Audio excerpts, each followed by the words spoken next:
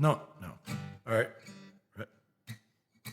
I'm gonna trade you 2 sheep for that wood. Tell me, honey, does that sound good? 'Cause all I really wanna do is take away longest road from you, yeah. Welcome to these tabletop sessions. Welcome to these tabletop sessions. Hello, fellow gregarious geeks and gamers, and welcome to the 40th, is it 40 already? 40th episode of the Tabletop Sessions podcast. This is your monthly dose of tabletop gaming stories and shenanigans. My name is Elias, and with me this week, my number 3, number 2, and number 1. It's Ippokratic. Yeah? Oh, hello, guys. This is 40th episode. I'm so excited. I was never expecting this. I feel like I'm an old, experienced you made podcaster. it. You made it, Ippo. You made it. Should we say that we're like experienced podcasters now? I mean, can I put it in my CV? I think so.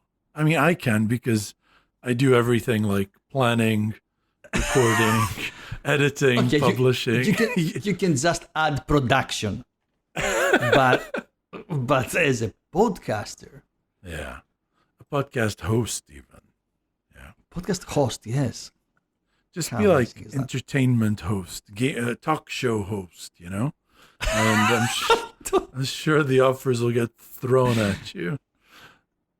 It's so funny that it's true. Yeah, it's very true. It's very true. I would give you your own television show. Well, maybe radio show. We don't want to put your face on camera if we can. Exactly. If we can help. Yes, I think we should apologize to our friends because we didn't provide the TTS does TTS. Yeah, sorry. That's partially everyone's fault and partially my fault. We tried to do it twice. The first time, basically, we were all kind of not in. There was a bunch of technical issues, so we did like a test run. Then we scheduled like a proper one, and then I just had some stuff happen that day, and I couldn't get to it, so I canceled it. But maybe someday we'll get to it. And Byron's already been in touch with me secretly, trying to schedule TTS with just him. So I don't know. I don't know if you're jealous or if it makes you feel possessive in any way. That's okay. Embrace it. No, I was thinking that destiny is basically preventing or protecting our listeners from watching our faces live or recorded. Perhaps. Although we did release the Neanderthal playthrough, all 3 parts, all 11 turns of the game on YouTube to excellent reception. The first 2 videos made it on the BGG front page, and I was so grateful to everyone. It was awesome. And even some comments have come up now where the people are saying, "Oh, thank you so much for the series of Neanderthal. It really helped me get started with the game. I keep going back to it for clarifications on the rules. I really appreciate the style of video getting around." Anyway, the point is like, hey, it helped somebody. So other than just being a fun thing to do, I'm really grateful that, a couple of people have enjoyed it. And you can check that out on our YouTube channel if you're interested, although it does run quite long. Yes, and it's great, and I recommend it. You have no idea. You've not watched it. Definitely not. You have no idea, because I haven't yet heard of all the playthroughs I've put on. I've signed them I've signed off of all 3 of them with the same thing, and you don't know what that is because you haven't made a comment on it. But so I know you're not. But I clicked like in all of them. Well, that's just lying to the audience. Is what that is. That means something. So to the audience, please go there and click the like. You don't need to listen or to watch it. That's all we want from you. No, that's definitely not all we want. If that is your thing, check it out. If it's not, that's cool too. I totally get not wanting to watch 4 hours of a dude talking to himself. So, yeah, but it is out there for those who are interested in that kind of thing, that sort of Ricky Royal, Rado sort of thing, but more TTS style, which means a lot more fumbling and cussing. So it's perfect. But My God. because it took me a long time to put it together, and I just the way things have been recently, I've canceled a lot of game days. Just we've had some heavy things happen on our side. So like I've only actually played like 3 games since the last recording. Stationfall, Neanderthal, and Antiquity. Granted, Antiquity, so that's all you really need to play. But you've been on a bit on a tear. You've been playing a bunch of games, haven't you? So you played only 3 games, but 3 great games. That's true. I played a lot of games, but only once each one of them. I played Stationfall, I played 1830, I played Dominant Species Marine, I played Innis, which is an excellent game. It always reminds me every time I play it. Mm-hmm. I played Maracaibo, but I want to play it again before reviewing that game, so I give a promise there to have a review in a future episode. If we promise something, we never do it, so maybe best not to. I mean, it depends also on Hamad, because it's his game, and after 3 months he was very excited to play a lot of games, so we played 2 weekends in a row, and then zip, he disappeared. I mean, I haven't seen him for the last 2 or 3 weeks. I'm texting him, "Are you gonna come to the board game night?" No, he cannot do it. I got what I need from you. Yeah. So as you say, maybe it won't happen. Maybe it will. Yeah. All right. Excellent.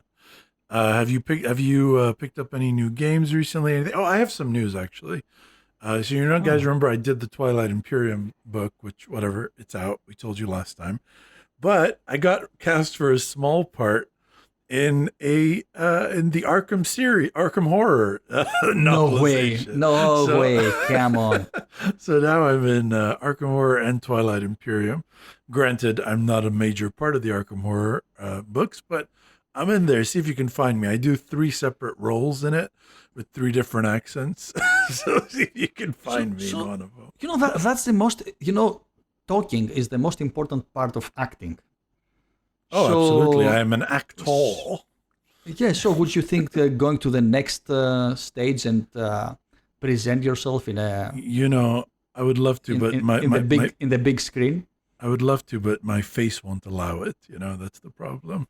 No, no, you can play certain characters that fits your... Are you saying I can play an ugly guy? No, I was saying you can play the Arab terrorist, but... Oh, thanks, buddy. Appreciate it. Stereotyping. I don't get enough stereotyping day to day. Being 6'3", 300 pounds, bearded man.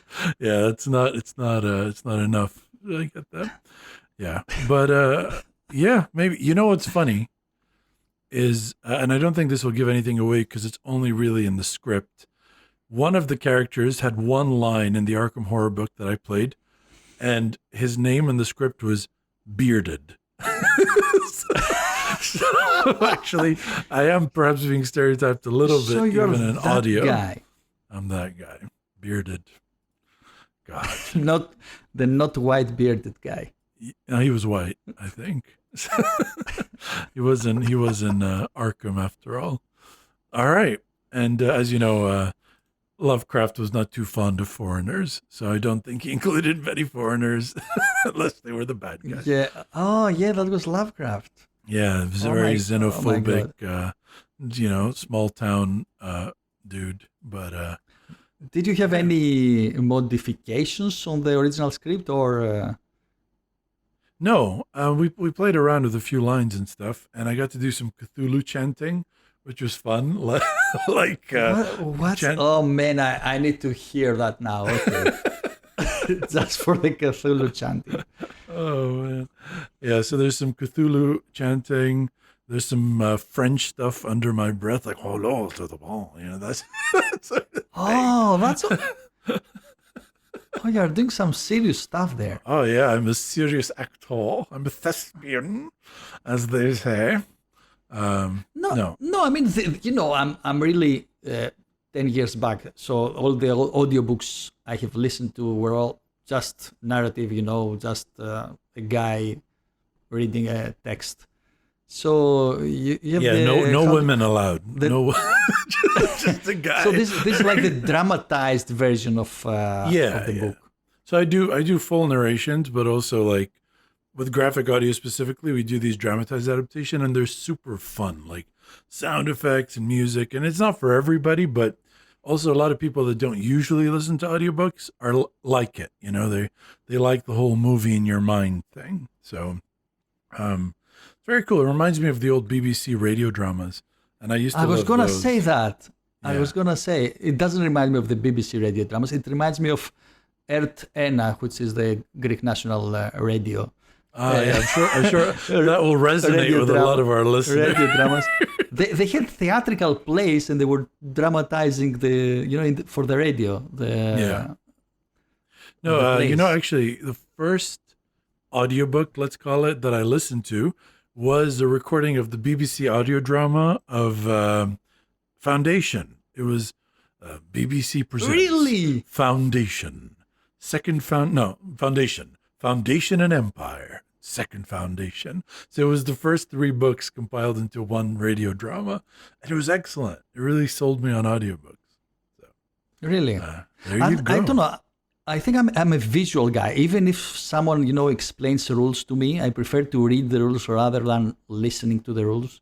Totally. I phase out. I cannot focus for a long time. Usually I phase out. Sure. So I mean, ironically, the reason that I do audiobooks is because I like reading books. So I get to read books as a job. so you just don't recommend somebody No, listen. I also listen to audiobooks. But there's certain books I wouldn't like. I remember the first go through I did of like the Broken Earth trilogy, N.K. Jemisin. I listened to it, and it's an amazing narrator, Robin Miles. She's amazing. But I struggled a lot because she keeps changing perspective and stuff. So when I read it, I had a much better experience with it. So I think depending on the book, different styles are better for different things, So I wouldn't do an audio drama of Dante's Inferno or Divine Comedy. Oh, interesting. but like, you actually, it might be good. I- Who knows? you think it's the source that makes the difference? I thought it was the receiver. So I think it's both, but I think you can, like, certain things are better as a video game. Certain things are better as a series versus a movie. true. I think you should So adapt true. the medium. And speaking of, you know what's best as a podcast? The Tabletop Sessions podcast. I mean, it couldn't be a blog. It couldn't be a script or a book or a newspaper. Keep going, keep going, Must- keep going. I'm it sure this is must very be a- interesting. It must be a podcast. It must be.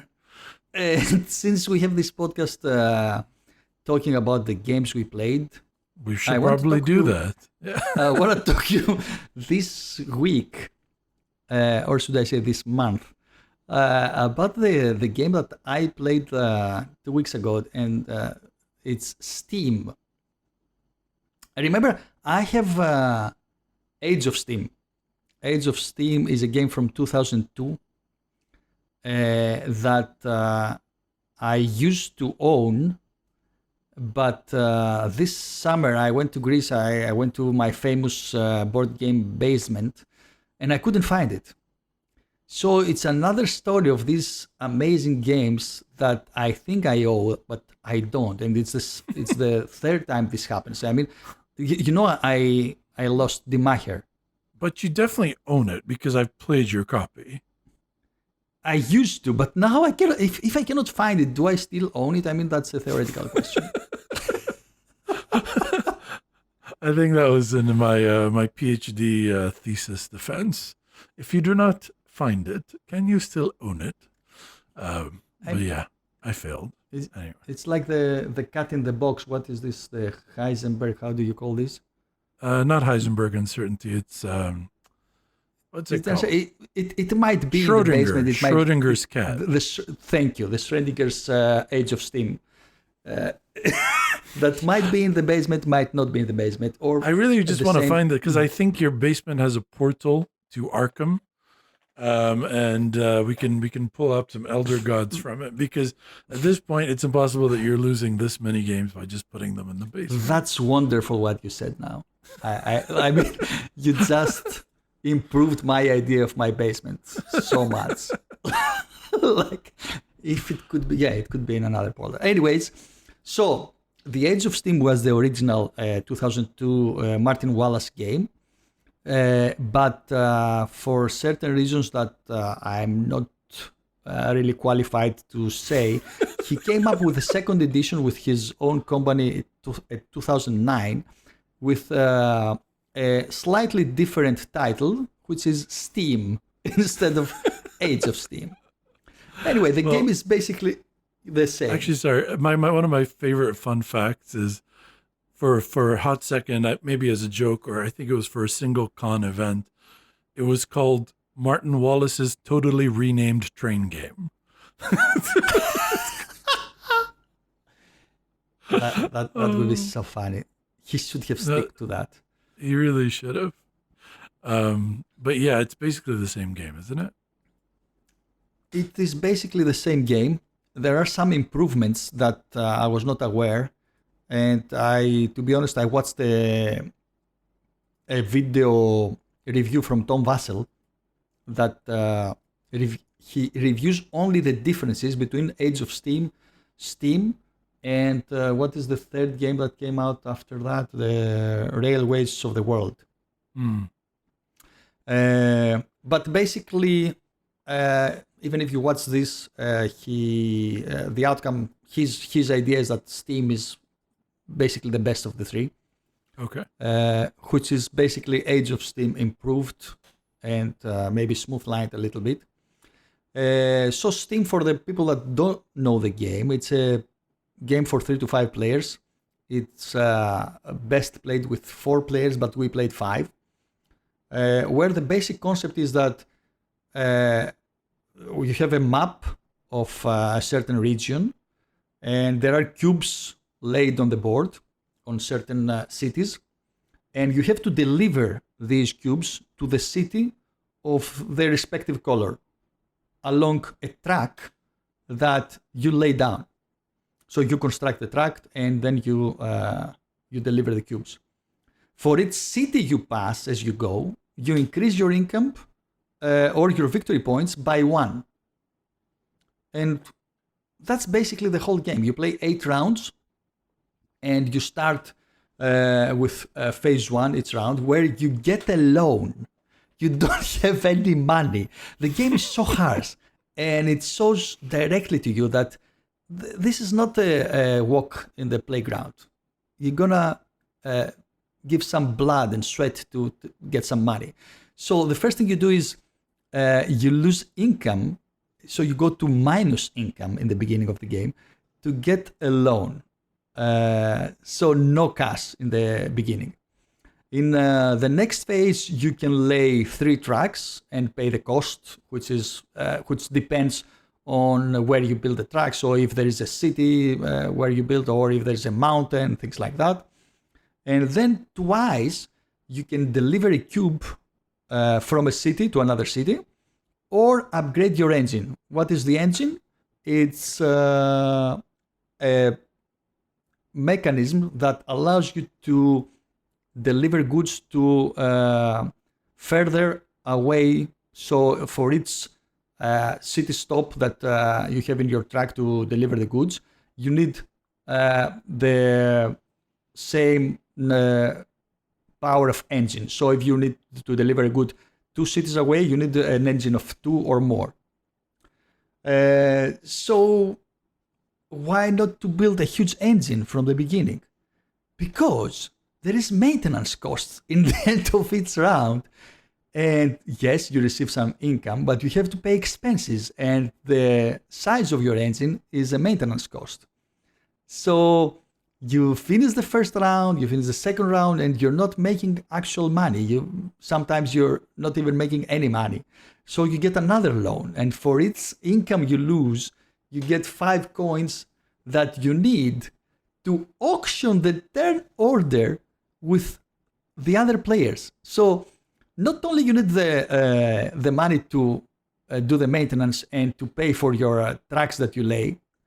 But also there is an auction in the beginning of each turn where you try to get the first order, to be first in the turn order, which is very important because if you go first, you can decide on a benefit that you might get, which is like get extra cubes in your cities, or improve your engine, or lay one more tile, or play first where you lay tracks or you deliver things.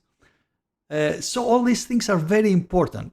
Basically, it's a game that is very tight in money-wise. It's very tight in space-wise. So there are certain corridors that other people might block you. So you want to connect your city to another city, but there's only 3 or 4 ways to connect, and all are blocked now. So you need to respond to that situation.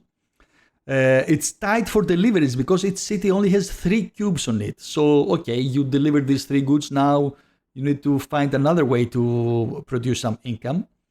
It's tight on engine improvement because every turn you can lose, or you can replace one of your 2 deliveries to upgrade your engine, but then you lose income. So do you want to lose 50% of your income just to improve your engine? And it's very, so all of these things are so tight, and at the same time it's very loose on loans. So every turn you're gonna get a new loan, every time you're gonna need more cash. And okay, I know that the game says that instead of getting cash you might get victory points, but in reality you can only think about victory points in the last rounds. In the beginning you just think about cash. I think you're struggling with the same thing I struggle with Age of Steam. I love Age of Steam. Like, I think it's a brilliant. I've only played it once or twice. And I've played a bunch of games like it, like, you know, the Irish Gauge and those series, and Tramways and stuff like that, which is all inspired by. And I really think Age of Steam was a great game. No criticism. But I struggle to explain why. Like, I know it's a great game. I'm listening to you, and I'm like, man, this game sounds really boring. Okay, it's not. It's not. Okay. It's a great game, right? That's a very good point you are doing right now. Yeah, because then my next sentence was, I love this game. Why do I love this game? I think it's because every decision is so important, because if you deliver one good, one city further away, this 1+ income is so important. It might be moving your income from 2 to 3, so it's 33%. It's not. It's a big deal doing that. So, and this shows to your income, shows to your cash, shows to the game, to the victory points. Basically, also for people that have played 18xx, for me it's an 18xx without the calculations that you can play in a quarter of the needed time. Okay, of course you don't have all these detailed nuances of manipulation of the stocks and things like that, but the essence, I feel, of the blocking other people's path and trying to make more income than the other players, it's there. So I believe the soul of 18xx, it is in a Steam game. So it's highly recommended for people that don't have the time to play on a weekday an 18xx, and for all people out there, I think, not only for those, not only for 18xx. It's an excellent game, and it's not like it might sound when he uses these words, trains, route building, stocks, income, loans. It sounds complicated, but it isn't. Like, the rule set isn't that complicated. Its complication comes from how you play together, the different maps. I'm not saying it's a beginner's game, but like, if you can play like a medium weight game, you can play this game. And it's really rather great. And I definitely also would. I haven't played Steam, but Age of Steam is one I really wanted my own copy, but I want that cool new tool one, and for some reason it's priced ridiculously high. So I'm just waiting to get like a used copy or something because I just not in the mood to pay $150 for any game at this point. So yeah. As you said, the strategy is very deep, but at the same time, the rules, the basic concept is so easy to understand because you're just trying to move a yellow cube through train tracks to a yellow city. Yes. That's all the concept. That's the concept. That's Definitely. all you're trying to do. Yeah. So It's highly true. recommended. That's kind of where I made the relationship to Irish Gauge in those games. It has that, this city wants this demand. Are you going to meet this demand?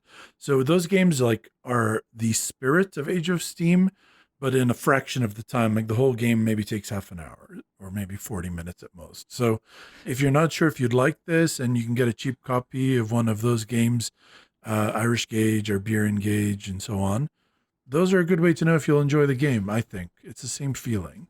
I believe the mechanism is called pick up and deliver. I don't know if there were other games before Steam having I'm sure the same there were. mechanism.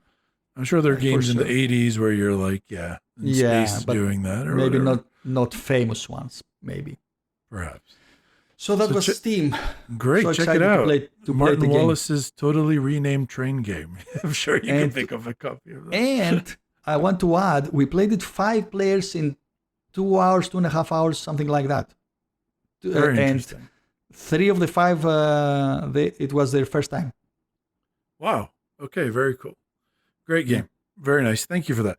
I think the game I'm about to talk about weirdly connects to Steam in the way that it's kind of its opposite of Steam, and I'll come back to that in a second. But just So like there's all no the- steam in that game? There's definitely no Steam. No. boiling? But I did water? mention it earlier, and I posted a playthrough of it, so you can check it out. I played Neanderthal from Sierra Madre Games, designed by Phil Eklund.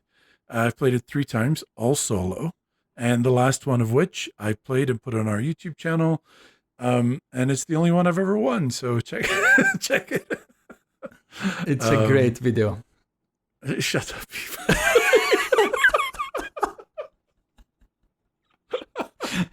Okay, we can edit this moment.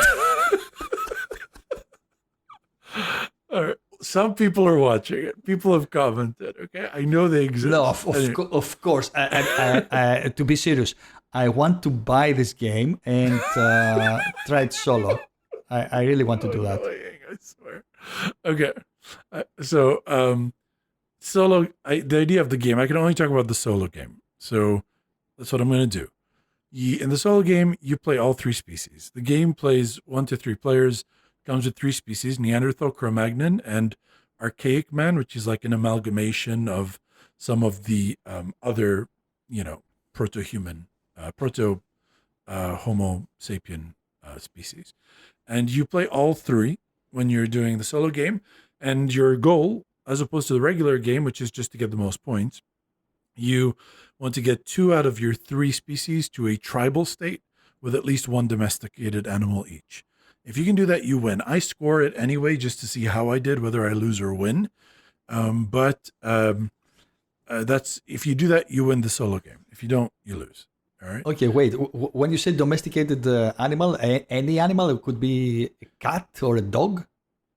Well, no, you'd have to go hunt that animal, learn how to domesticate it, and then domesticate it. I don't know what you So mean. yeah, but so it could be a sheep or a goat. Yeah, or like in the last game, one of the things I had was the willow ptarmigan domesticated, which was a bird, and the other one I think was like an ibex, which is like a kind of goat or an auroch or something like that. Because I was thinking yeah. if there's a cat in the game, it's gonna sell crazy. I mean, they're cats, but they're like saber-toothed cats. They try to eat you. Okay. All right. So I'm just going to do a brief run through of the game. I don't want to go. If you want to check the breakdown, the reason I picked that game to do this in-depth playthrough. And by the way, I upgraded the playthrough setup. So we have like green screens or we can close up on cards. And it's actually quite easy to follow along. But the reason I did that is this is the kind of game that you need to see played. And there's a couple of reasons for it, which I'll go into later. But the first things I want to talk about is basically at the beginning, there's an event phase. So you draw this card, and this is where the game happens to you, right? Elders might die, populations can't be supported, people wander Is less. this only the solo game? No, this is in every game. Oh, yeah. Yeah. There might be global warming, global cooling, etc. And then you flip that card over, and it becomes the culture auction, which is in this game, the way that culture progresses is through daughters. So the men are just hunters, and really that's all they are. They're hunters, or they can become eventually elders. But women promote culture, development of the brain, development of the tribe. So the way that you progress as a species is through these daughters, which you're basically bidding on in the culture auction. So I was gonna say that sounds so feministic, but you just but then everything. it's a little bit it's Phil Eklund. So just understand that we understand this. Anyway, so at this point, somebody wins it. You assign your hunters. If you're playing a multiplayer, even in a solo, you can do this. There's negotiation and attacks if you're in the same place. It's almost non-existent in the solo game, but I intentionally went to the same place and did some negotiation because it got me out of a really bad position I was in, where one species was doing really well and the other wasn't, and I kind of helped them out through negotiation. You then roll for the hunt, and then you do the end of the phase, which is Portal or Neolexia. So that's basically where your daughters can help your brain develop towards tribal state, or your brain can help mature your daughters and your elders and your husbands and stuff. This is a very... I'm sorry, but I was just thinking the negotiations between Cro-Magnon and Neanderthals, like... It's actually very funny, because in the rules, you cannot negotiate until you have a chief. Okay, so you're tribal and have a chief. Now, if you're not tribal... And the language. If you're not tribal... Well, the game is based around language. If you're not tribal, in the game it says that you can only say ook or ook. So the tribal person will make you basically an offer, and then if it's yes, you say ook. If it's no, you say ook. I was so close. Yeah, you were. So let me get into the game. So from a solo game, auctions aren't exciting. Obviously, I'm not bidding against myself. I'm bidding the minimum possible bid. But it's still a big decision to make, because literally every auction that comes out, basically all three species could gain some benefit from them. So it is a good choice to make, but it's not so much an auction. I would love to see what an auction is like in a multiplayer game. So I need to find two people crazy enough to actually play this game with me. Dima is not one of them? I don't think so. I think just trying to teach her the rules she might file for divorce. So next Oh my God. we go to another thing I want to talk about is there's a ton of dice rolling in the game. It only really happens in one phase, which is where you're rolling for the hunt. So like, let's say I send 8 tribes hunters to hunt this saber-toothed cat or whatever. I roll the dice. I roll 8 dice, and it might hit on only a 1 or a 2. Might only hit on a 1. 6s might be frostbite if I don't have a fire starter. 4s and 5s might actually just kill them no matter what. So there is a very significant element of luck. Now, in a solo game, I like that because I'm handling 3 different hands, and I need bad things to happen. It can't be deterministic when it's solo. I do feel luck is necessary, but I think that in a competitive game, if I went and sent half my tribe somewhere and then rolled a dice and then didn't get a 1, I might be really pissed off. People get sour. Yeah, exactly. So I do think this is better for the solo game than the competitive, but it's in both. My favorite part of the game is the Portal or Neolexia phase. So in this game, what you're constantly managing is something called your vocabulary.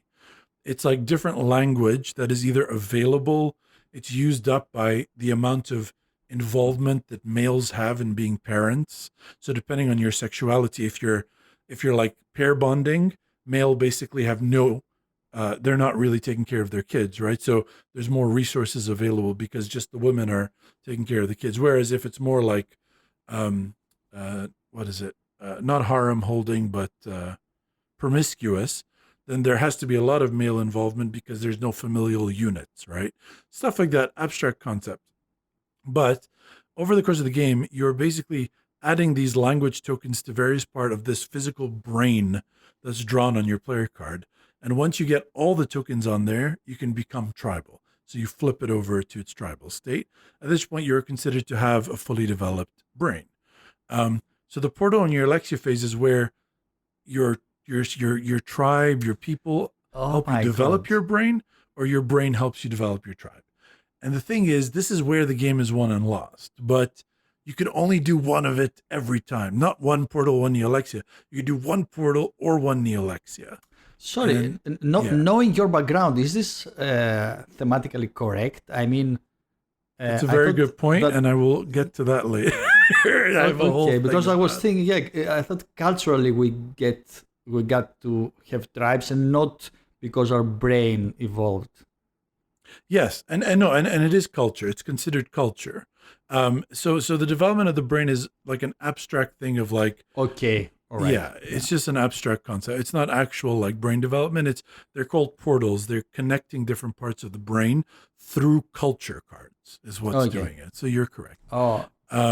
So basically, the thing is, every turn you want to do a bunch of them if you can, but you can only do one. And I think that's really the best decision in this game. It's especially in the solo game. Again, I think it's less valuable in a multiplayer game because you only need to have the most points in a multiplayer game, which means you don't actually need to become tribal if you're getting a lot of points in your non-tribal state. But when the good win condition is to become tribal, it's critical to develop that brain and also to help mature different parts of your peoples. So I really enjoy that part of the game, Portal New Like, I think it's the most interesting part of the game. So how do you get the victory points? Well, depending on what your sexuality is, you have different things that everything is weighed differently. So you might get it from domesticating animals, having technologies, having husbands, having daughters, having hunters available, having trophies from overhunting. So like when you overhunt an area, you take it into your hand as a trophy, but that area of the biome doesn't get repopulated with any animal species. And also there's like a ice age coming on, so like parts are freezing. So basically, as the game goes on, the hunting grounds become less and less full of animals as you overhunt and the ice age comes on. So you get less choices in where to send everybody, and it's super interesting. What an interesting concept. Yeah, I was going to say that. So here's the thing about the game. I could talk all day about the mechanisms, then that's really an issue with the game, and we'll talk about that. But what I wanted to say first, I want to say good things here. I think it's a very, very unique game. And it scratches my brain in a way that no other game scratches my brain. It's not the best game I've played by a long shot. Like, the concepts are clunky. Even me trying to explain it here without the game in front of me, I would say is near impossible. Which is why I felt like playing through the game is really the only way to teach the game well. Like if I just explain the game to you, you aren't really going to get it until you play through it or watch me play through it. It's also very fiddly. You'll see a lot of times in the playthrough me trying to place things on top of each other and things falling down, and so it's fiddly. And there's tons of dice rolls, which in a multiplayer game, and it's not your fingers; it's the game. It was definitely partially the way I set it up. I was using my left hand, and I'm right-handed, but I learned for next time. Anyway. The thing about the game is the events, the dice rolls in a solo game, they're really good because they do make you stumble. And it's not easy. The game isn't easy. So you do feel good when you come through in the end. So the difficulty factor and the uncertainty factor is nice in this game.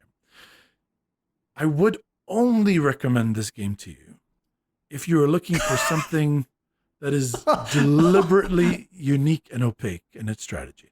You might play through this game and not know what the hell just happened. That's how it feels. I thought you were gonna say I will only recommend this game to you. Period.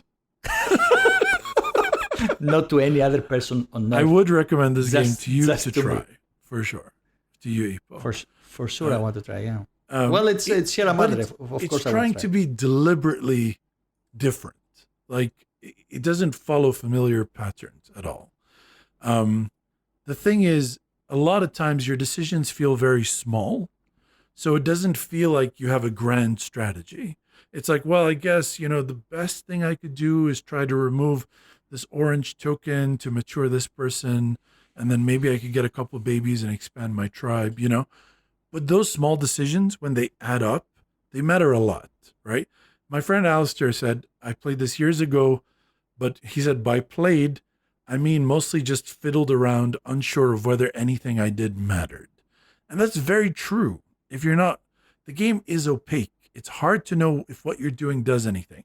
And that's where I was connecting it to Age of Steam. So Age of Steam, you said, wasn't super complex rules-wise, but your small decisions mattered a lot. You might go from 2 to 3 income, and that's a massive increase in your income. Big difference. Here, the rules are very complicated, and the things that you do are very small. They don't seem to make a big impact on you, but when you add them together, it's like a momentum shift for each of them. So you can look back, and even in my video, I point out a couple times and during the videos where a small decision that I didn't think mattered at the time could have been the difference between me and losing. So in the game, not to spoil anything, but for my winning comes down to a hunt in the last turn, a roll in the last turn. But it didn't have to. If I thought ahead and done something a little different the turn before. It seemed not important the turn before, but it was important. So it's very much like a currents game. Like it's you move with the waves and you have to make small decisions that eventually lead you somewhere. So another thing is, again, I touched on this a bunch. Be prepared to do a lot of research if you're going to learn it, because the rulebook is not clear at all, right? And it's really complicated and not clear. And Phil Eklund, I'm not going to talk about his political views, whatever the fuck he wants to think. He can think what he wants to think. The problem is he insists on including his thoughts on everything. So everything he writes in the rulebook, he has a footnote with his perspective on everything. So the game is already super complicated and it's filled with Phil's musings. And it's just irritating, right? You can literally find a rulebook online where they've just removed all of Phil's personal thoughts and put the rules, and it's like a quarter of the length. I'm not joking. It's so, and no, I appreciate designers' notes in a rule book, but they should be separated clearly. Yeah, put it separate. Put it separate, and we can choose whether to read it or not, but not in the middle. Sometimes half the page is footnotes, and the footnotes have nothing to do with the game. They're just his explanations on why this is accurate or his thoughts on a topic or whatever. It's fine to be there, but just put it in an appendix at the end. And the thing is, I love when a game gets me interested in a topic. I love when I play a war game and I wasn't familiar with it and I end up researching and getting a book about it. But it's a little less interesting when the game tries to lecture you on the topic, right? So if he had just put the scientific information on there with sources, that would have been interesting to me. But then when he starts putting his own perspective and being I get that he was a rocket scientist or whatever, but he's definitely not a whatever you want to, what do they call it? Anthropologist or biologist. Exactly. I don't actually care what your perspective is, right? If you want to put your references, great, but I don't care to be lectured to. So but it's my game, so I will put there whatever I want. I'm just giving my thoughts on it. So the end of all this is adding together. I know it's been a little confusing, much like the game itself, is that it's a very, very good solo game. If you want something intentionally complicated and obtuse. Otherwise, it's extremely frustrating to learn. Unless you watch my video, it's really very helpful.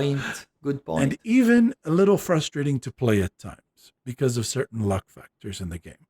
So take for that what you will. For example, this is a game I like enough that I'm keeping. And not just keeping, I think it's one of my better solo games. I'm excited to get it back to the table for me. But I also don't think I can recommend it to 9 out of 10 people. Right? But if you are the 1 out of 10 people that is willing to suffer through a rule set that is intentionally complicated and play something that is intentionally difficult to understand and that excites you, then you'll love it. Man, you bet I am. You bet I am. So that's my thoughts on Neanderthal. I also want to add that one other major difference from Steam is that Steam is completely deterministic. That's true. That's true. The only random fact in the game is the turn order of the first turn. That's for all. Sure. I mean, I didn't mean to connect. I just wanted to be like, because you touched specifically on simple rule set, and the other thing you said was your decisions matter a lot each time, and in this game it's very complicated. And while your decisions do matter, sometimes it's hard to know if they do. Right? It's not as simple as my income went from 2 to 3. You know, it's like in 3 turns. Oh man, I really wish I had done that. You know, I really wish I had given. Yeah. It was a very useful comparison. Yes, for me at least. So yeah, so I don't mean to be negative on it, and I'm not there. You know, Phil Eklund, whatever you want to think of him, you know, I don't have the best impressions of him, but I'm not going to judge a person based on his perspectives alone.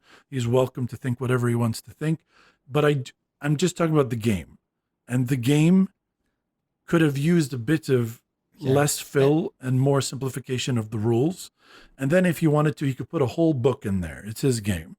He could put a whole book of his thoughts, references and stuff, and that would have been great. But in the middle of that rule book, it was very infuriating. And, you know, just like, let me learn the game and have the history and your perspective, if you want, available. But at the end of the day, once you get through that nonsense, the game itself is solid. It's very good. God damn, it's difficult to wrap your head around, really. And I do appreciate Phil Eklund as a designer and Sierra Madre games. Even in games that I don't really like the game that he made about rocket science. Do you remember the name now? High Frontier. Exactly, thank you, High Frontier. Because I have played Living Earth, and I have seen how much fun this could be. But even in High Frontier, you can see the unique view, unique approach of the theme. For sure. So, and this is what something that I really appreciate in designers, in designs, I would say. Absolutely. You know how I feel about most PAX games. He created the PAX system, and even his other games have been very good, and it's very solid. It's very good. The game itself is good, but you know, it's tough. It's tough to wrap your head around. Just know that. I'm not gonna lie to you about it. So that was Neanderthal. Nope, it was definitely not that. Try again. What was that? Neanderthal. Neanderthal. Okay, so these people did they have a language, or it was just Ugug? I heard that they had a bit of a, what's the word, affinity for poetry and song. Oh, okay. Because if they had only one syllable words, then it would make sense that the game I played, which is called Poetry for Neanderthals, is a game where you compete. It's a competitive word guessing game where you can only give clues by speaking in single syllables. So that's the game. So the clue could be wall to block blue from up to down stream. What's the word? Say it again. Wall to block blue from up to down stream. Dam? Yes! This is actually a word that I was trying to explain, but I couldn't find anything to replace the word water, which is 2 syllables, and I failed miserably. And we were discussing with the other friends there that if you need to use the word water, there's nothing you can do. And I came up with the word blue now. So you got it Oh, Elias, if you I'm only so were there, excited. we would have won that game. Anyway, so this is a game, a very new game from 2020. It falls into the category of taboo and monikers. What else do you have like that? Trap word. It's a game designed by Ilan Lee, who is the designer of Exploding Kittens. So after this huge success, he made this very, let's say, easygoing game where everybody can play. But I have to be honest. As opposed to the complexity of exploding kittens. Yeah, this is really even easier to teach and to play, I guess. I have to say I was struggling. In the beginning, I didn't even want to play this game because I don't know what's one syllable in English. It's not my mother tongue. And so it was funny because there was this guy, English guy, he was explaining to me, so, both is one syllable. Pray, he says, it's one syllable. I said, why is pray one syllable? He said, because pray, it's one. I said, it's pray-y. It's two syllables. He said, no, it's one. I said, okay. So in the next table, there was a teacher, English teacher. I said, okay, come here. This guy, he says, pray is one syllable. And she says, yes, of course. I said, no, how could it be? It's pray-y. Pray-y. It's two vowels. Okay, so we had this pronunciation conflicts. And the English guys, they were thinking they know better than me. I mean, tell them your language is older than them. Yeah, your people were speaking languages when they were still saying ook and ook. But you know that English are famous for making their own rules about everything. So even for syllables, I guess, it was that. Even then, I went to Google it, and syllable is a unit of pronunciation having one vowel sound. Oh my God, you're making my head hurt. Okay. With or without surrounding consonants. Okay. So with this definition, I thought that pray would be two syllables, but no, pray is one because it's one sound, they say. I don't know. Anyway, we played the game. It was fun playing it once as an experience. But to be honest, I wouldn't recommend it playing it again. I guess it's a fun game maybe if you are of a younger age. Maybe for my daughters, it would be funnier. And I have a question. More difficult, yeah. Why is there an inflatable club in the game? Oh, yes. We didn't play with that. So if you use two syllables, you're supposed to hit the person with that butt, I think. Yeah. But, so there's a game called UgTech that used to be like that, where one person is trying to direct the other people to build a particular structure, but they can only use certain words like kurungu, stuff like that. Really? So like urungu, karungu, konguku, manungu, and they mean things like left, up. So you're trying, and it comes with a bat where, like, if you mess up the word, somebody gets to hit you on the head with it. So maybe if we have played the game with the inflatable bat, that would be funnier, and maybe I would have a different opinion right now. But no, I don't want to play this game again. It was funny, funny enough to play it once, and maybe more for a younger audience. All right. So that was the poetry for Neanderthals. Speaking of younger, I played a game by Eklund the Younger. Not Phil Eklund, but Matt Eklund, his son. Oh my God. Who I think secretly might be the designer I like the most. Because when I think about it, the two PAX games I love are Renaissance and Porfiriana, and both of them have Matt Eklund as a co-designer. So I need to get Transhumanity played to see if that holds true. But the game we played was a lot lighter than that, and it was called Stationfall. It's by Ion Game Design, Matt Eklund. I don't want to go too much into the game. As always, But the basic idea is that there's a space station that's crashing into Earth's atmosphere in like 13 minutes ish with 4 players. That means 13 turns ish with 4 players.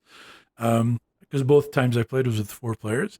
Every game you have a random assortment of characters that are there, one of which you secretly control, and another of which you either want to save or make sure they die, because you either love them or you harbored some sort of secret grudge against them.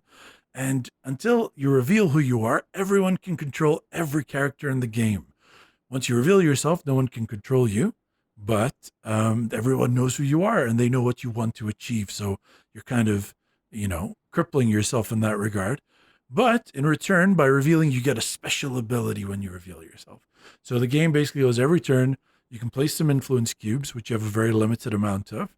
And then with one of the people that you've influenced, you can do a couple of basic actions, which are available to everyone, or actions specific to that character, or actions specific to the location that character is in. So there's tons of different things that you can do. Here's the things that really made me want to buy the game. Some great descriptions that I heard from the box itself. I heard box full of creative solutions, which is the best description of the game. One of the reviews on BGG by Dark J said, Benny Hill by way of Stanley Kubrick. I love that. That made me so happy.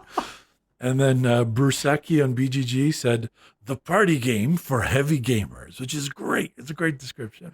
Which is exactly what sold it to me. And then, of course, there was last one. The quote, the Team Fortress 2 soundtrack works perfectly with it. Take that to mean whatever you will. That was, of course, Elias from Tabletop Session. So rather than go too much into the game, let me just tell you straight up, I love this game. Like, love this game. I just want to tell, it just has amazing, and the reason I love it is very simple. The solutions that you can come up with, like, there's so many creative ways because you can control everybody in the game. You can basically do almost anything. You just have to be a little creative. But the real reason is the game just has amazing natural storytelling. It automatically must tell a story because all you're doing is interactive and it's crazy shit. So it's always funny. Like, I was a spaceship the first turn, and my second was space chimp. Oh yes, there's an astro chimp in the game, and my friend or whatever was the billionaire, so I had to save his dog.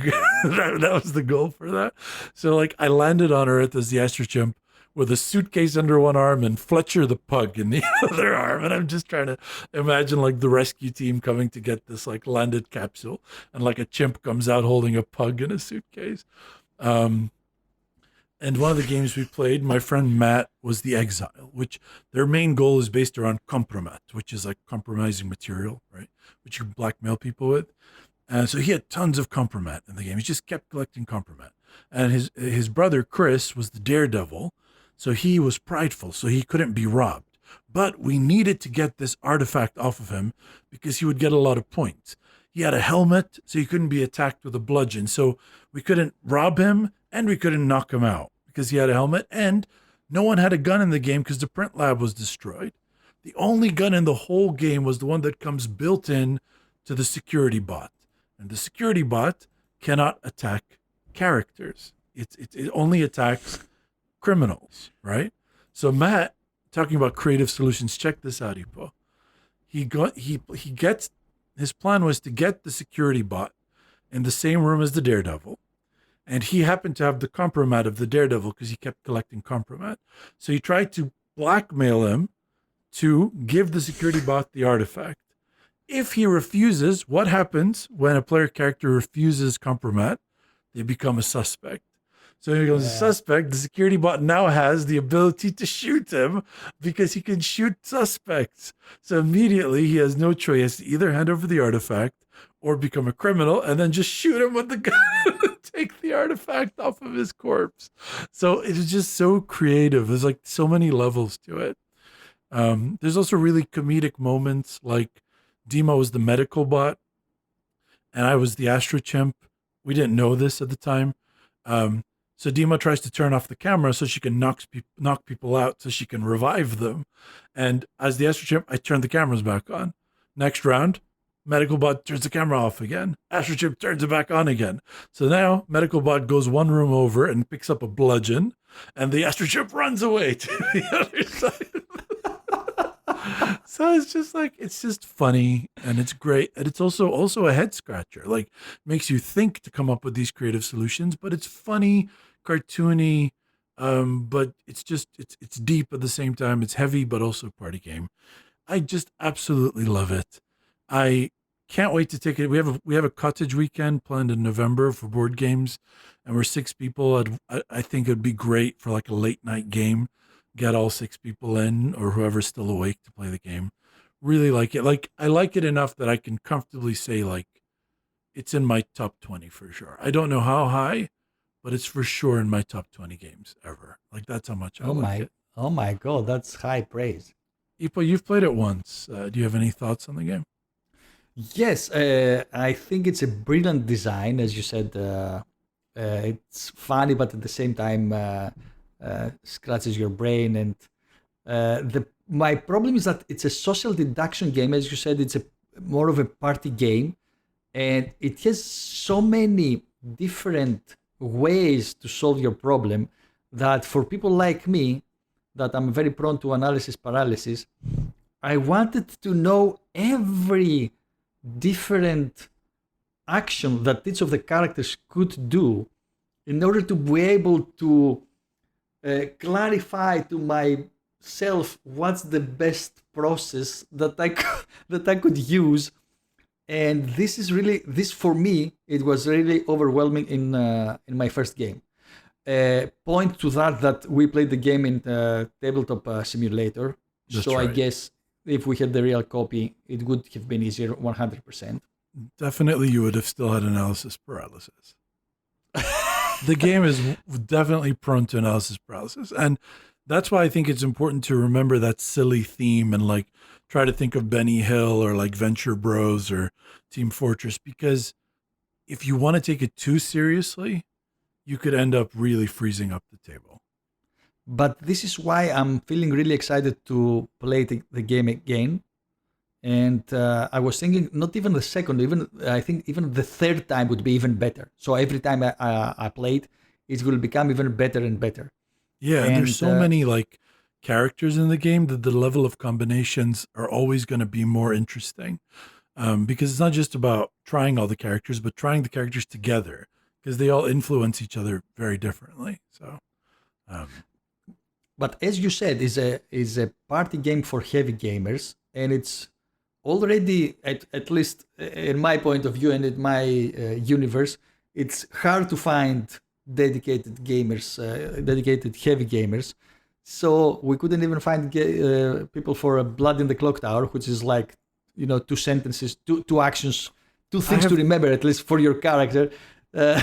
So I wouldn't imagine having the people.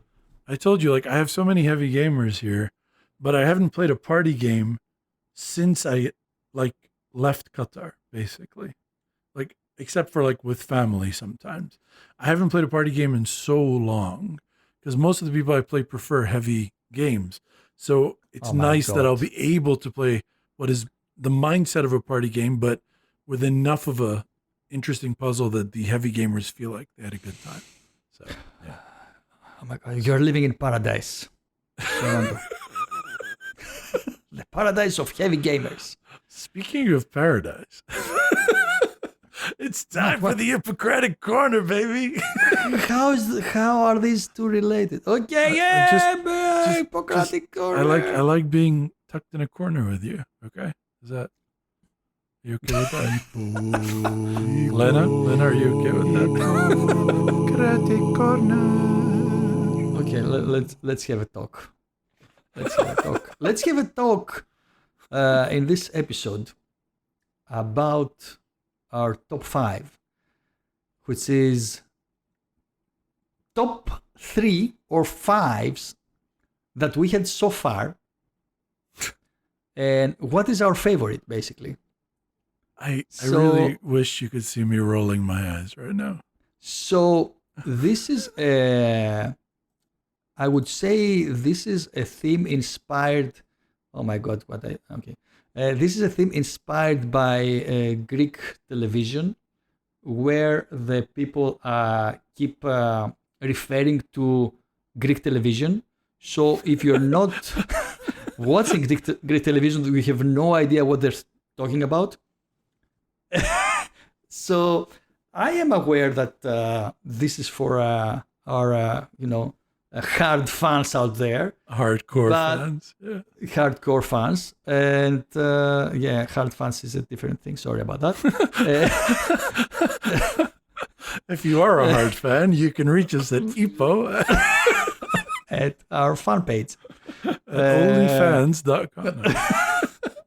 I don't even know how OnlyFans works. I thought it was straight up an email address. Okay, so the good thing is that I believe that even for our new listeners, maybe they can go back to these great top 3s or 5s that we came up with. Sure. And remember these old stories and old episodes. Sure. So what was your process behind finding your favorite? I thought about this a lot. And my criteria is I don't have any criteria because this is a stupid topic. Okay, so I was right. I just went through and picked the 5 ones that I remember fondly. And that was it. Exactly. Okay, that was the point. What was your criteria? Yeah, so my idea was that I was trying to find the most intriguing, I think, top 5s. So the ones that made me scratch my head a little bit more, or more interesting ones. Yeah. If you see it in another way. For sure. So mine's kind of like more of an emotional reaction. Like sometimes I read them and I was like, I just remember listing them. Like I don't remember anything that happened, but when I remember feeling a particular kind of way or something someone said, then I was like, okay, I like those ones. So that's how I picked them. So nice. Did you have an honorable mention?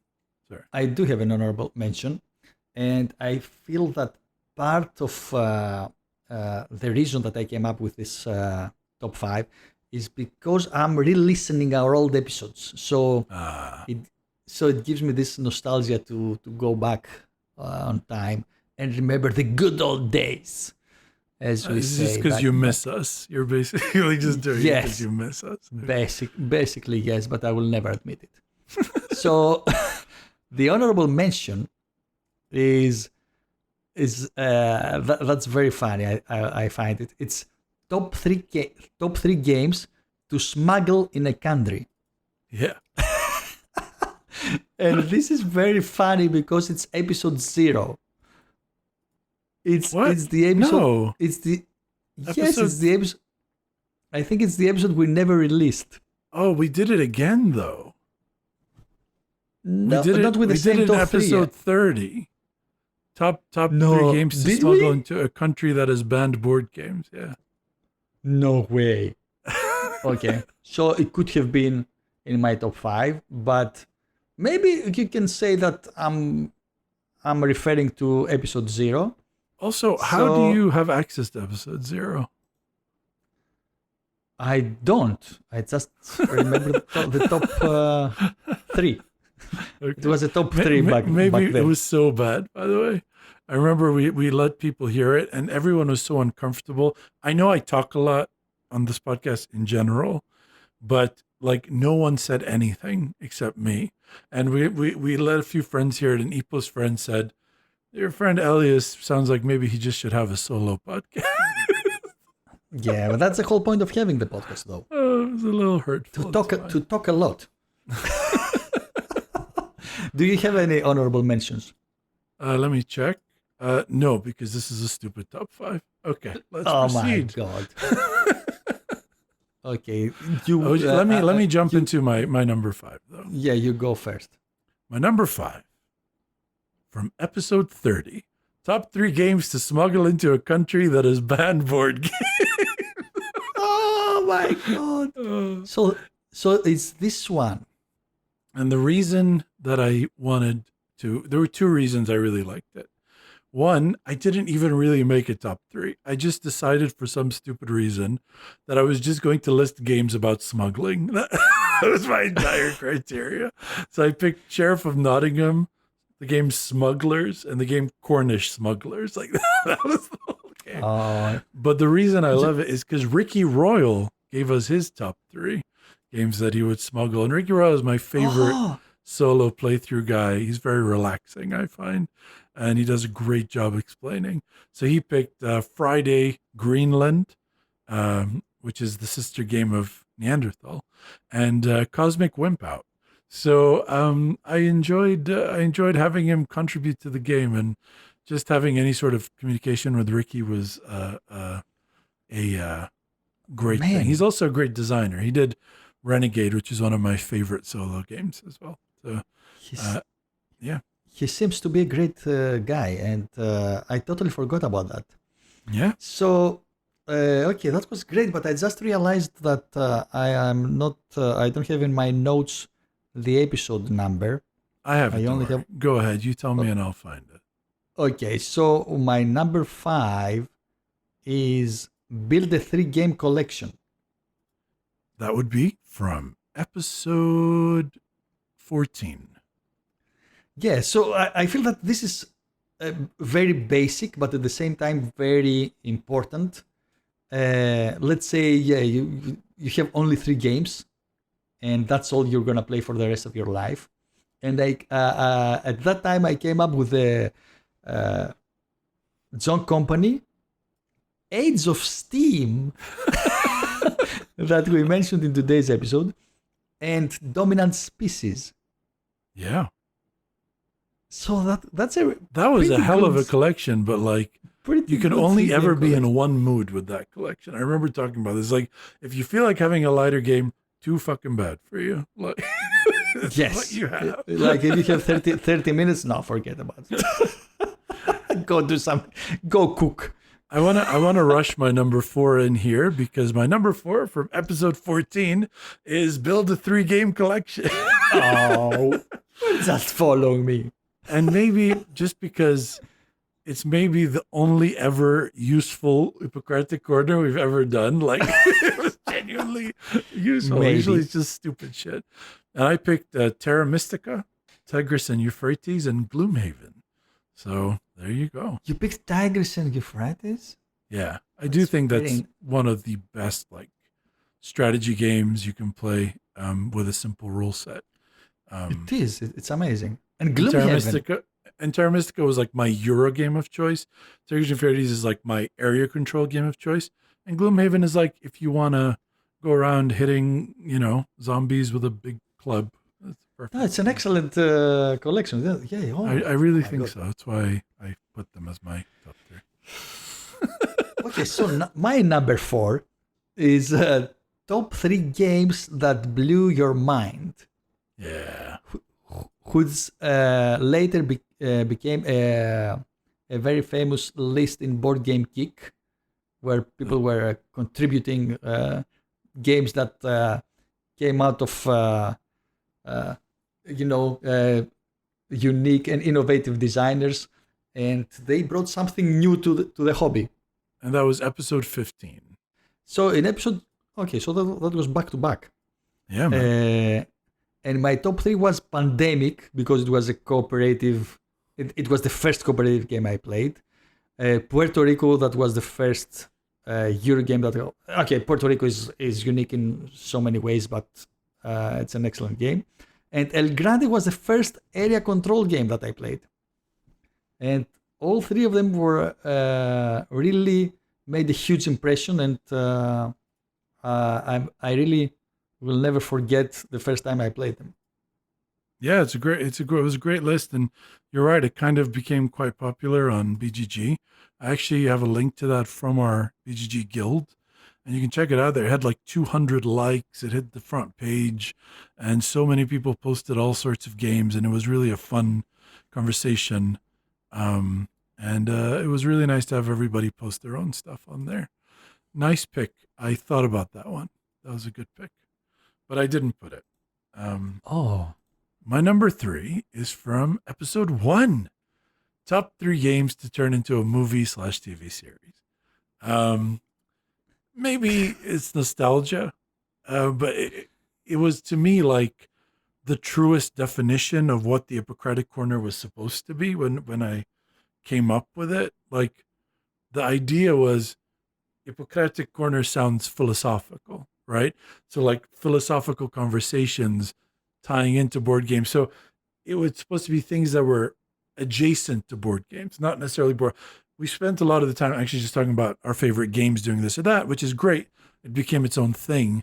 But that to me is the truest Ippokratic Corner we've ever done, because we weren't talking about board games. We were just talking about things from board games and in other forms. Maybe I neglected to tell Ipo this definition of the Ippokratic Corner. And it was honestly the only list that we were actually ever qualified to do, because we didn't actually have to give opinions on games, just cool themes. And I remember my number 1 was Euphoria, and it was also Ipo's number 1. So yeah. I think all in all, we all agree that Euphoria would probably be like one of the best things to turn into. So we just liked dystopian futures. Yeah. Directed by Wes Anderson, I think was because like you can Oh my imagine him God. like going on the set from like Euphoria down to the people underground, and they're like, and then you go up to the people in the clouds and all that. It could be a fun like visual experiment. Have we sent this to Jamie Stegmaier, the designer of the game? I believe Not that he had one, no. said, I believe he had said in an interview something similar to that. He loved more the world that he created for Euphoria more than the other games. As he should. It's definitely the best world.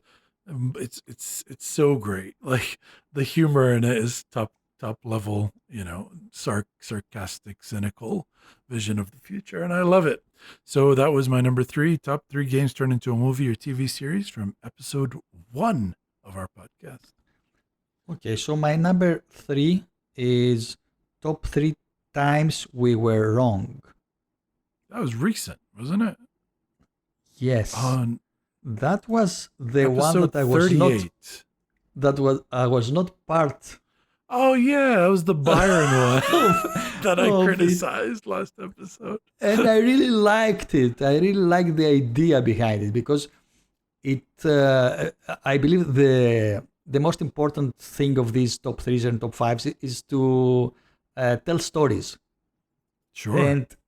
And this is what I loved in this one, and I really missed not being there. So kudos to Byron for this one.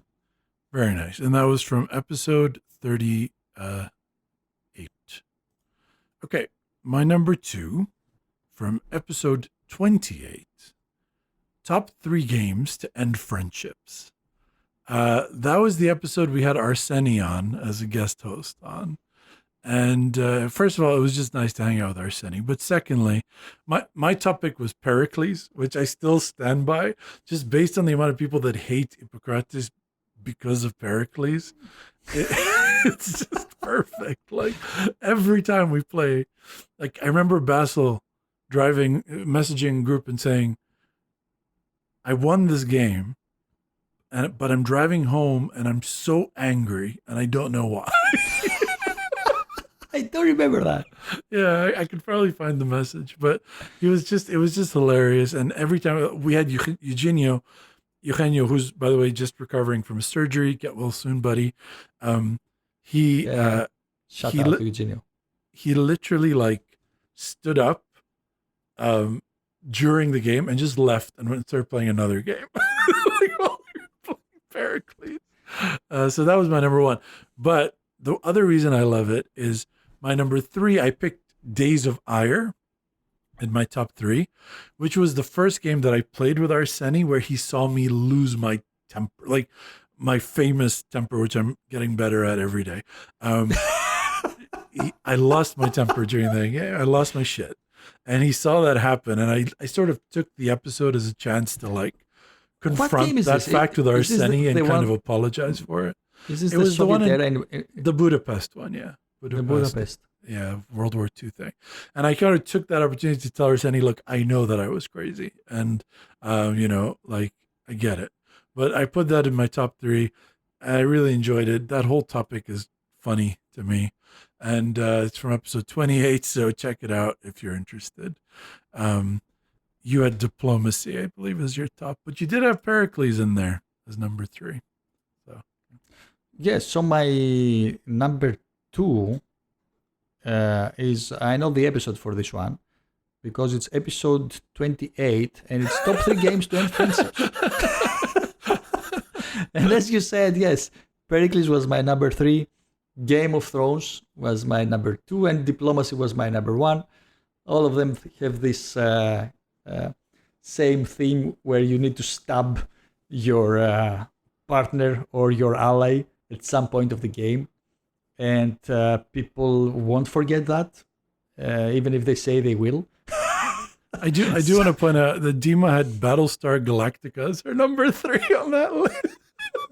Which Oh my God. everyone by now knows the story is the game where that tested our relationship probably the most of any. Yes, so also game with traitors you should avoid if you cannot handle these situations. It's funny. It's funny because 2 weeks ago a friend of mine asked me if I have diplomacy, and I said no. I like you too much to do that. and as he asked you if you have diplomacy, you said no. You're no longer my friend. Fuck off. I believe the problem with diplomacy compared to every other game is that it takes so much time. Yeah. So this alliance, this relationship is being built during this time. So if you're playing for 6-7 hours, Yeah. and you strategize and you go to the same room with this guy and you find a way to survive and to attack and to build your empire, and at some point he stabs you in the back and allies with another player. It's unforgettable.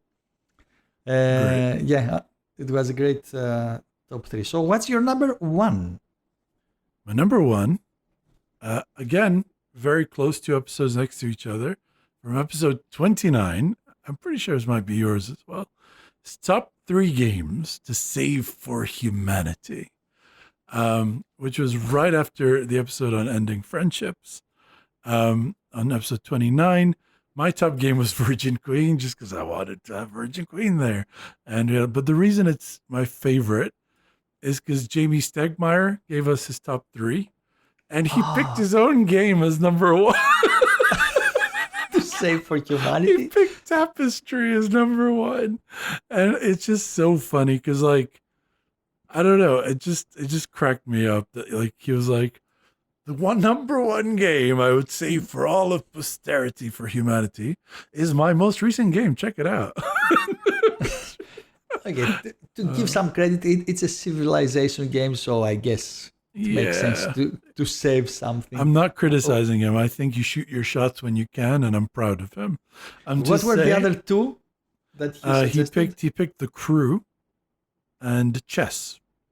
So that he holds his game in that high esteem. Chess, Tapestry, right next. Sorry, Tapestry 2 steps above chess. Yeah, exactly. Yes. So first Tapestry, then chess. Okay, interesting. That was also very nice. But that's not my number 1. Interesting. It wasn't in your top 5, huh? My number 1 is top 3 games for life sentenced prisoners. What the fuck were we on at that time? I liked so much the idea because I basically I still remember that each one had a different idea of what is to be a life sentence prisoner. So that was early on too. That was episode 3. Like that's early days. Yeah. Then I couldn't come up with such brilliant ideas anymore. Only the beginning. I think somebody was like, I want a game that I can use to escape the prison, like with the components and stuff. I can't remember who it was. Yes, I think Byron did that. No, because the games he picked were not that. He picked D&D. He picked Monikers and the Campaign for North Africa, which is that game that takes like Forever, yes. forever, A like lot. where you have to like do the rations for the Italian soldiers and stuff. D&D is an excellent choice, by the way. You picked Bridge as your number one. I picked Bridge as my number one, but I wouldn't do it anymore because, I mean, okay, I understand that Bridge might be the best answer to this problem, but since this is a board game podcast, I feel that Bridge doesn't fit. So Advanced Civilization would be pushed up to your number one spot? I was thinking that, I'm not sure what would be the top three, but I was thinking Bridge would be replaced by Steam. I think you have some recency bias there, buddy. Yes, I feel the same. But right now, really, I feel that it's a game that you can teach easily, and it has amazing replayability. There are a ton of maps out there that you can print and play. The components are so easy to find. No, that's not true to be honest, because you have the hexagon tiles. Okay, but it's cheap to manufacture or to replace component missing, and the replayability is amazing. I'm not so sure about the Advanced Civilization that I have voted at that time, or the Captain Sonar, but Captain Sonar, I felt it was a really fun game that can play up to 8. So I was thinking it's a good idea since you can have all these players. Buddies, but your prison buddies. yes, so you can make small tournaments between. You're just trying to make prison a good time for everyone. But I'm just trying to think of advanced civ. If like you traded with another prisoner and you gave them a disaster card, they might stab you. Yeah, I mean, it would be fun to revisit all of these top threes because I feel that I would have different ideas for each one of them. Yeah, but it's a capture in time, and that's what it is. We can't go back and change. George Lucas, okay? Listen to me, George. You can't go back and change things. Anyway, thank you so much for that, us jerking ourselves off top 5. That was terrific. I'm so glad we were able to massage our egos by talking about things that we've done. Really, I felt like it was very useful for everyone listening. But it's very useful for us if we get some feedback from our listeners. So for our listeners, please don't forget to let us know what your top 5 or top 3 was in our Board Game Geek Guild. And you can find the link to that in our episode description. And that brings us to the end of this Tabletop session. Thank you so much for listening. Make sure to follow us on Instagram at Tabletop Sessions. Join the conversation, share a fun story of board game shenaniganism or even hooliganism. And let us know what your favorite ever lists from the Ippokratic Corner have been over our Board Game Geek Guild. And you can find the link to both of these in the episode description. We've talked about it a bunch. We have a YouTube channel now. You can listen to podcasts. You can watch some gaming sessions. Neanderthal, if you really want to wrap. If I intrigued you, that might be the place to go. Someone even said very entertaining, kept us on our toes till the end. Listen to that guy. He was Robert Ebert's grandson, I'm sure. We'll be back in a month. And until then, to quote one of my favorite writers, God damn it, you've got to be kind. Say bye. Arrivederci, guys. Arrivederci, Roma. Tabletop. Tabletop. Tabletop. Tabletop. Session. And that's a wrap.